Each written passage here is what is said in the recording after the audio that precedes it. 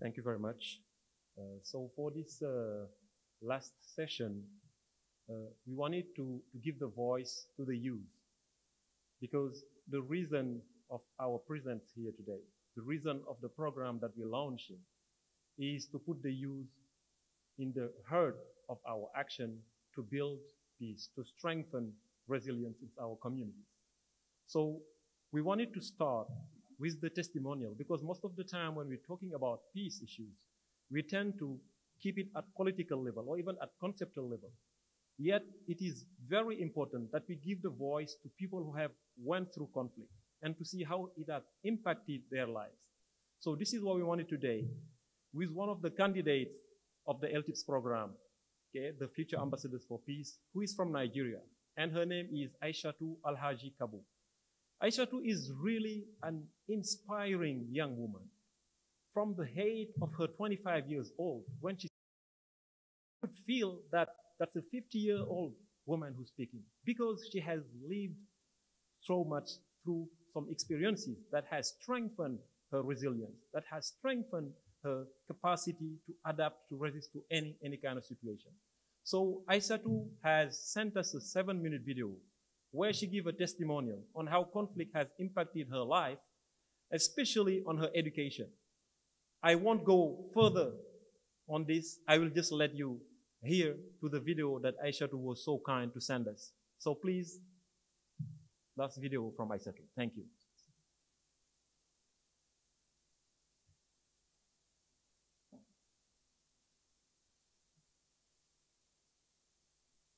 Kabudambwa from Maiduguri, Borno State, Northeastern Nigeria. I'm the founder and executive director of a community-based NGO called Net of the Girl, Child and Women Initiative Support. As a young person coming from humanitarian crisis-affected conflict setting, I want to share my journey with you. Maiduguri, where I said I'm currently living from, was formerly not my base. I came to the Maiduguri, the Borno State capital, as a result of displacement. Growing up in a humanitarian conflict settings impacted my life in so many ways. One, I had to go to not less than 3 to 4 secondary schools before I acquire my secondary school certificates. And I can tell you how this can affect young people's educational journey. For instance, I was enrolled to JSS 1 in the year 2008, where I supposed to complete at least my junior secondary school in the school where I was enrolled to in my local government called Tambua in northeastern part of Nigeria. But because I'm living in a conflict settings, because of Boko Haram and humanitarian crisis, I had to change this school to go to another school to complete my junior secondary school certificate in Maiduguri, the Borno State capital. In the year 2011, I went to start my SSCE journey in the same conflict-affected setting of the northeastern Nigeria, where I started my senior secondary school at Government Girls Unity College, Damaturu in Yobe State. I couldn't complete my secondary school in that particular school in Yobe, which is also a state from the northeastern Nigerian humanitarian conflict setting, because of constant Boko Haram gunshots, and because my school is located where it is located at a main road, the fear of not being killed or the fear of not being attacked or being abducted could not lead my parents to let me to complete my secondary school at that particular school where I enrolled to start my senior secondary school there.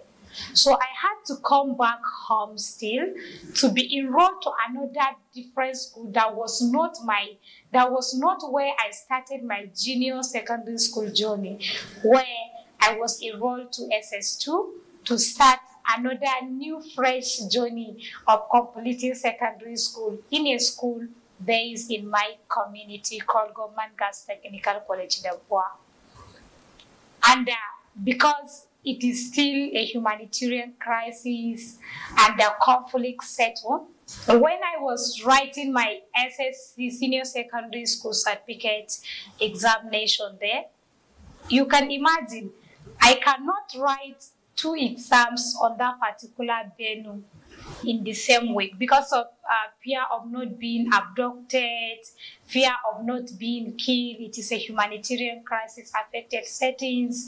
I had to be changing venues. This was not me alone, but every student that completed secondary school in that year 2013, we have to sit down for an exam today, and tomorrow the school management had to look for a different venue that was not of yesterday for us to go and sit down and write SSCE.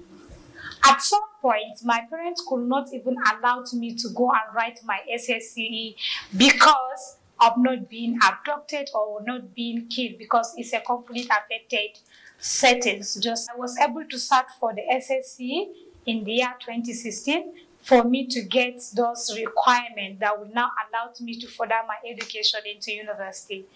And in just a nutshell, this is my life journey as somebody coming from northeastern Nigerian humanitarian conflict.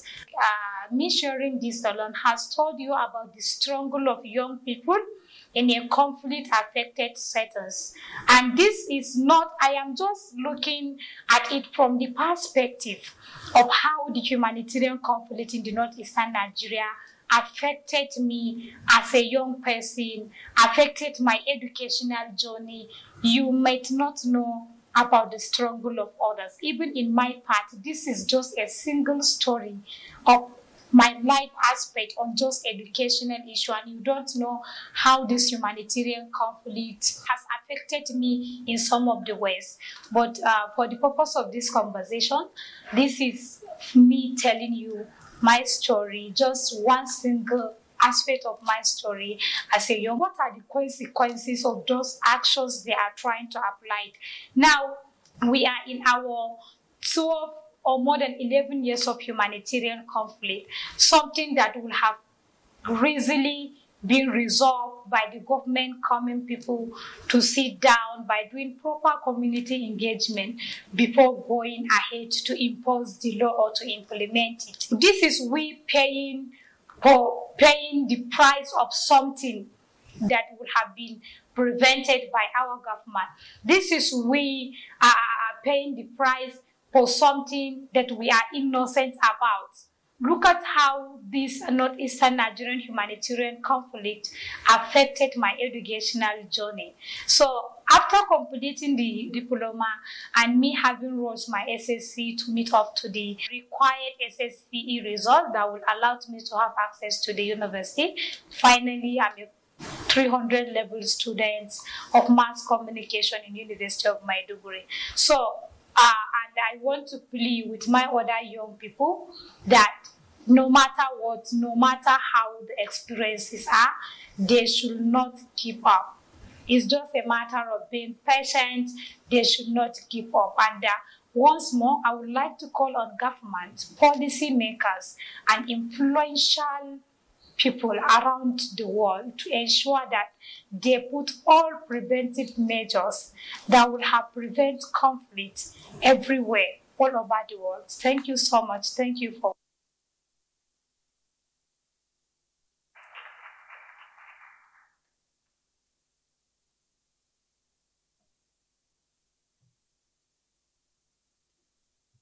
Thank you so much, Madam. The video, I have to apologize, this is a bit of a bad quality, but thank you so much for the effort. And it's time for our last session of the day. This is on the listening. My colleague Aliun said it's the most important. It's very important since these are the agents of change. I won't take too much time. I'll go straight to the 3 panelists who are movers and shakers in the youth activism and peace in their respective domain and countries. The first panelist would be Muhammad Irshad, who is the president and founder of Roses of Peace of Singapore. Thank you.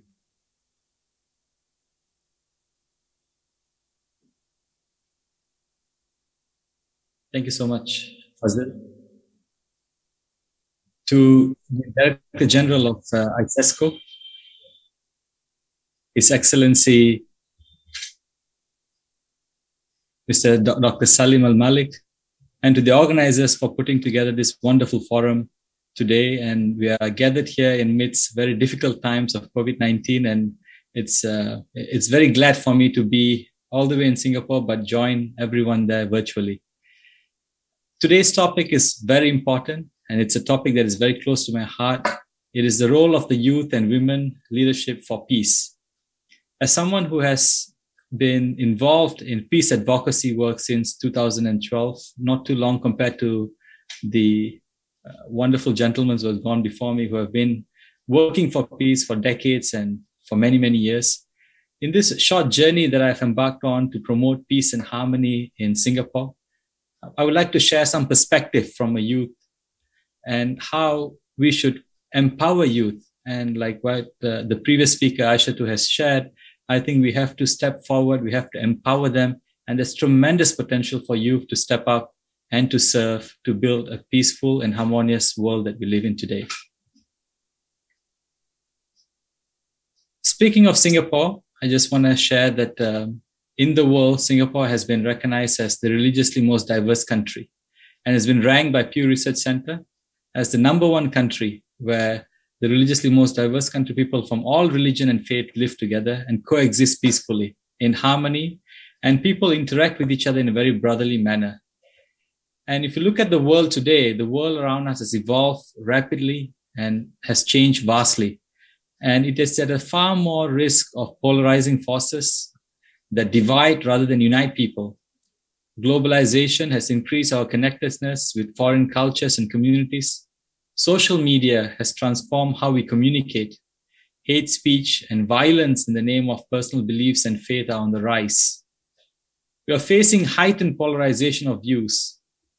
More than ever, in the context of religion and in peace building and social cohesion, we have to recognize that our social harmony is fragile and precious.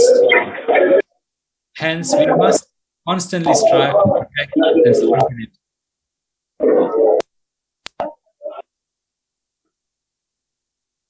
And in today's context, the role that we play are extremely important.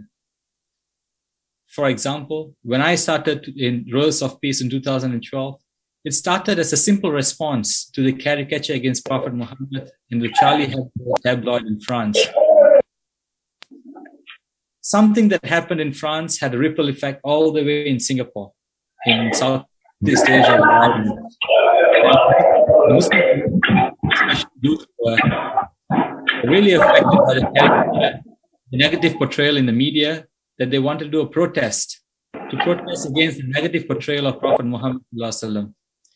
However, what we realized was we live in Singapore, which is a multiracial, multicultural, and multi-religious society. And we live amongst people who are from other religion and not just Muslims. And we have to recognize this and to be able to strengthen this social cohesion and ties. So we started with a simple act of giving out roses with an attached greeting card with a saying of peace from all religious leaders, from Prophet Muhammad, from Gautama Buddha, from Jesus Christ, from Guru Nanak, from the Bhagavad Gita. Every religion, we realize, preaches peace. And if you just cover the name of the faith luminaries who have shared that quote, every of the message of the various religious leaders is all attributed and all promoting peace, kindness, compassion, harmony. And that is exactly what we wanted to amplify and to show. And we gathered a small group of 100 youth to give out roses to the general public with an attached greeting card with a saying of peace from all the different religious leaders. And as simple as that, what it has become is, it has become a youth movement in Singapore where we have many youth coming forward, more than 50,000 of them, and they are giving out roses and reaching out to people and basically spreading the peace, the message of peace to every single people out there. And this is extremely powerful, although it's a very simple act, because when you interact with people and give them a rose with the attached greeting of peace and share with them the message, they become advocates, they become ambassadors of peace essentially. And that is what we did. What we did was started off in a very simple movement, and then it just grew to become a huge youth-driven initiative at a national level, where we had tremendous support from the political office holders, and we had the public joining in. We have NGOs coming together. We have the community leaders, the grassroots level coming together, and it became a unifying force for different people to come together.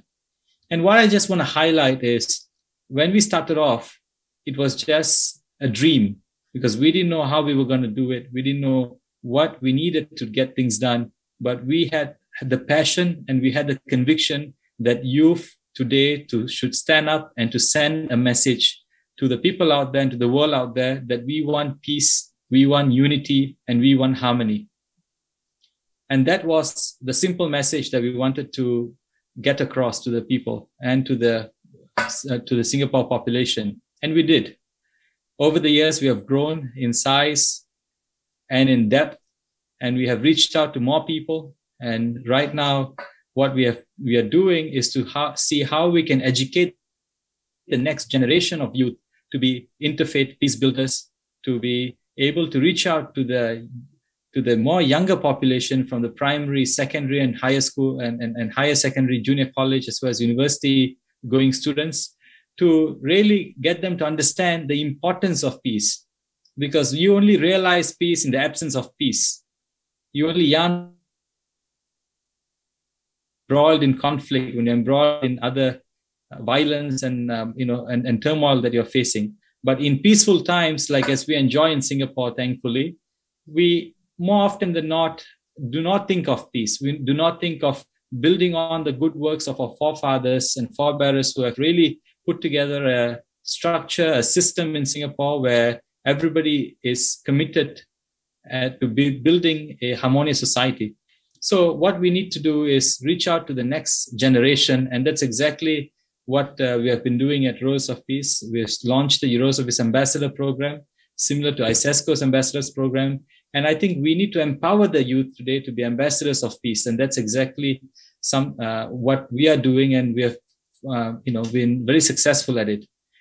What I also want to share today is the importance of engagement with the youth, especially given the resurgence of identity politics. And we need to do utmost to preserve our social harmony in the face of emerging threats. And if you look at some years ago, 2 years ago, the Christchurch attack, which was influenced by the far-right white supremacist belief, this demonstrates that radicalization could be present in any religion or race. And all of us as family and friends must be alert. And if and when we come across this attitude and stance, we should reach out to the person, engage him or her to understand his situation better, dissuade him from doing anything foolish, and if required, alert the authorities. And in doing so, it helps our loved one and prevents others from coming to harm. What I want to share is this attack coincides with the resurgence of identity politics. More and more people identifying along narrow ethnic, cultural, and religious lines. There are groups who will try to maximize their space and influence at the expense of others. This would result in communal tension, discord, and sometimes, in this case, violence and death. And Singapore is in ASEAN, and religious tension have been observed in this region as well. What we need to do is, from the outset, actively foster a culture of consideration and mutual understanding amongst our youth, and instill values of respect and accommodation. And from there, we can have deeper understanding of one another and develop appreciation for our commonalities and differences. With that, friendship built on mutual trust and confidence in one another will grow. And speaking of youth today are very active in the digital world. And with the prevalence of smartphones and the rise of extremist views that propagate easily, the impact of terrorism get amplified. And before the attacks, the gunman in the case of Christchurch published a manifesto on social media highlighting his extremist views. And he further live streamed those attacks to amplify the impact of this attack. In today's day and age, the internet enables falsehood and disinformation to be proliferated at unprecedented speed and scale. Online falsehoods capitalize on insecurities and mistruth and then undermine our social harmony. Online disinformation and falsehood are insidious to our multiracial, multi-religious society as we have in Singapore. And when we see or hear news on disputes relating to religious or racial prejudice, we should question its authenticity. We should actively check the accuracy of the sources and seek clarification from religious and community leaders. And I think this is where I just want to share that our youth should be empowered and should be taught critical thinking. I think it's important to get them to think critically if they see a news or if an information is presented to them, whether this information is from a authentic source or is it verified, is it not verified? Because we see the youth today are actively sharing a lot of information online and consuming a lot of information online. But how much of it is actually verified news? That is something that we have to teach them how to think critically, to analyze a situation and to respond accordingly with wisdom and with a measured sense of responsibility. Third, I just want to share that social harmony that I'm speaking about today is our shared responsibility and a collective effort. As much as we have the policymakers, we have the politicians, we have the bureaucrats and the civil society leaders and community leaders talking about maintaining peace and harmony and building peace and harmony, we also have to engage youth. At a fundamental level, they represent the future. And if you look at the world today, our young people are a crucial segment of our society. The youth today, they say, are the leaders of tomorrow. And they are the people who must have a say in the kind of society that we want to be in, and to play a part in shaping the kind of future that they want to leave behind. As a parting thought, and I just want to share that in Singapore, the strong community relations that we enjoy today arose neither by accident nor by any laws of nature. We strove to enable every community to have its own space, to practice its religion, culture, and customs. At the same time, we sought to maximize our common spaces so that Singaporeans can live, work, and play side by side in mutual respect, sharing common experiences and a growing sense of shared identity. And what we need to do today is to reach out to the next generation of peace builders. And we need to build them, and we need to be able to bring them together and to strengthen the network of peace builders and carry on the message to the next generation of youth. So with that, I would like to thank the organizers for giving me the opportunity today. And I would like to also commend the work that ISESCO is doing, especially with their efforts on Societies We Want initiative. And it's a timely reminder that we must continue to strengthen the bonds amongst our people of different faith so that we can live in harmony and to build a society that is together and united. In fact, I encourage all our religious leaders and our world leaders who are gathered here today to continue to give comfort to and hope to our people in these challenging times. And as we have seen, the fight against COVID-19 is likely to be a very long one with vaccines being rolled out. But with your help, we will prevail and emerge stronger from this crisis. Thank you.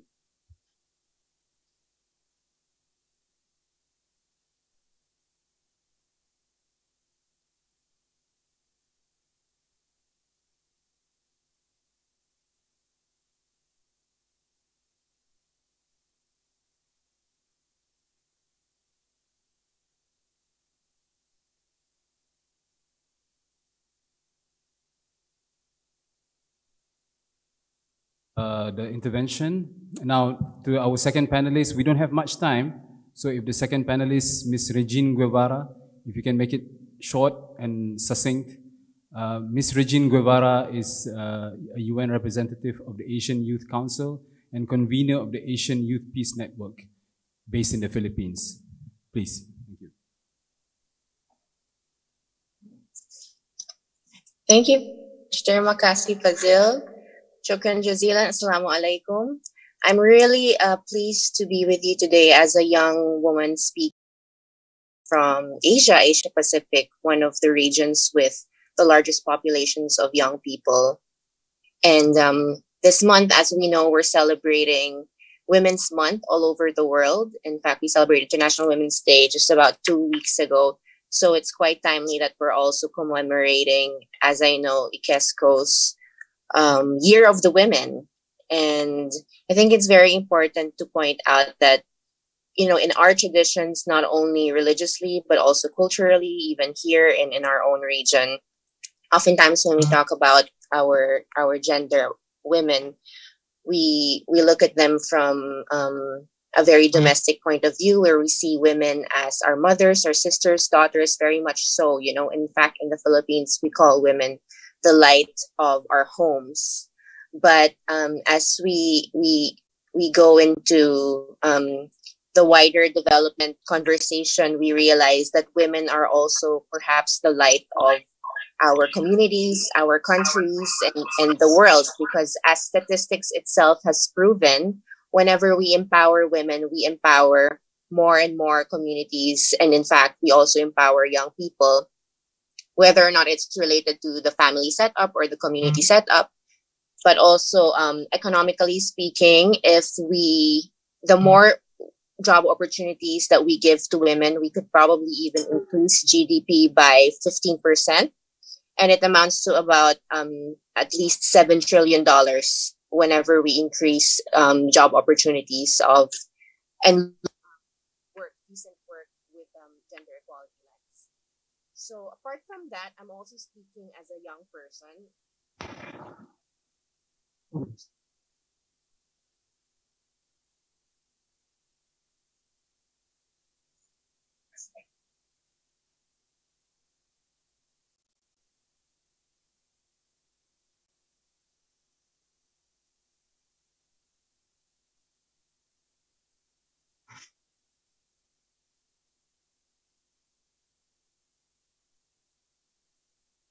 Only here to talk about the future, but we're here to talk about each other and to talk to our peers, our stakeholders, because sustainable development is always an intergenerational discussion.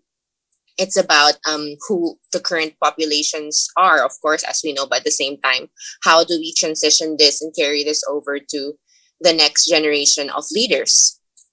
And I think since, I've been reminded a few times that I have very limited time, I just wanted to zero in a little bit more about my region. And I think everybody knows that the Asia Pacific is part of so many conversations nowadays, especially during the pandemic, both in good and bad ways. And I really appreciated the previous speakers' narratives around diversity and inclusion, because we're also perhaps the most diverse region in the world. And myself, even like my family heritage comes from different communities. And through this experience, peace is a lived reality for us. That we have to day by day live with our different neighbors of different faiths and different cultures. And that's exactly how we learn peace, by respecting diversity and, fighting for inclusion of different peoples, and realizing that this is an experience of coexisting, not just all talk, but actually experiencing it with our peers, with our coworkers, and even especially those who are most left behind, whom we don't even probably regularly communicate with. So among the frameworks that we use as young women advocates here in the region are, of course, there's the Sustainable Development Goals, SDG 16. Globally, it is estimated that the cost of military expenditure is at $3 trillion, and it's enough to solve global poverty. Sustainable Development Goal 16 is not only called the peace goal, but also the governance goal, where it emphasizes that for us to attain peace and justice, we have to focus on democratizing our governance institutions and looking at leadership, basically, and how leadership connects different stakeholders with each other, both peace stakeholders and also human rights stakeholders. And as a young person, we could even, as young advocates, we could zero this further using the Youth, Peace, and Security framework of the United Nations that emphasizes the positive role of young people in peace building. I've already heard this a few times a while ago about, unfortunately, also the narrative and also the statistics that there are young people who go into violence, who are recruited into riskier situations. But at the same time, if we look at the macro, there are more young people who are involved in transformative and positive impact within their communities, or even young public servants who are already in office. There are also a lot of statistics that when young people are held into office or work with their governments, there is a higher chance for innovation and also more inclusive processes. So we want to encourage that. And finally, to end, I just wanted to share a call to action, perhaps, to stay connected, young people and stakeholders alike. I'm part of a movement called Friends for Leadership, and also we work closely with International Youth Center in Malaysia, where we promote such horizontal multilateral platforms. So please stay in touch. We hope you can all be our friends of peace. Thank you so much.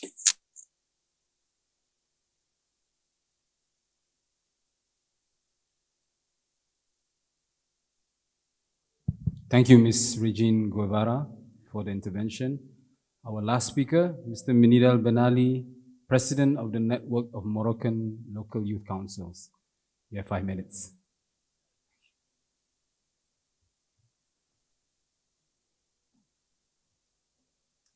Thank you, dear brother Fazil, Mr. Director, Excellencies, ladies and gentlemen. I'm very happy to represent the Moroccan Local Youth Councils Network in this great event, launching ceremony of the program of the ISISCO.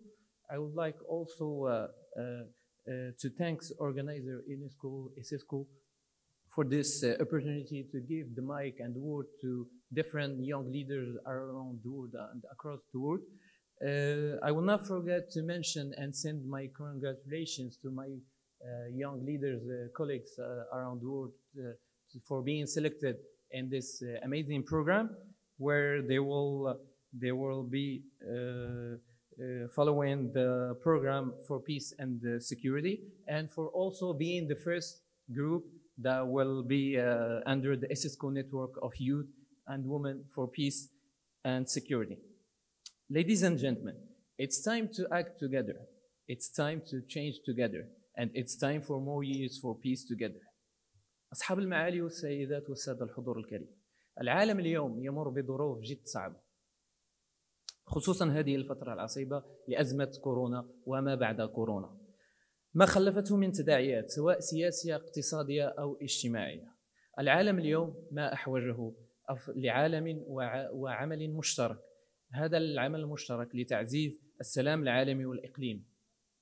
فلا سلام بدون أمن، ولا أمن بدون سلام. إن أزمة كورونا أبانت أن العالم هو مجرد قرية صغيرة، ووجب الاتحاد مع بعضنا البعض حتى نمر من جميع العقبات التي تمر وتواجه البشرية جمعاء. ودون أدنى شك، في المغرب اليوم كبلد محوري بموقعه الاستراتيجي استطاع أن يظهر للعالم علو كعبه في خلال هذه الفترة. سيدات وسادة، إن المغرب وشبابه برهنوا على طول الفترات أن لا محيد عن اشتغال جماعي مع جميع جنسيات العالم وخصوصا الشبابية منها لتعزيز السلام والحوار العالمي الشبابي.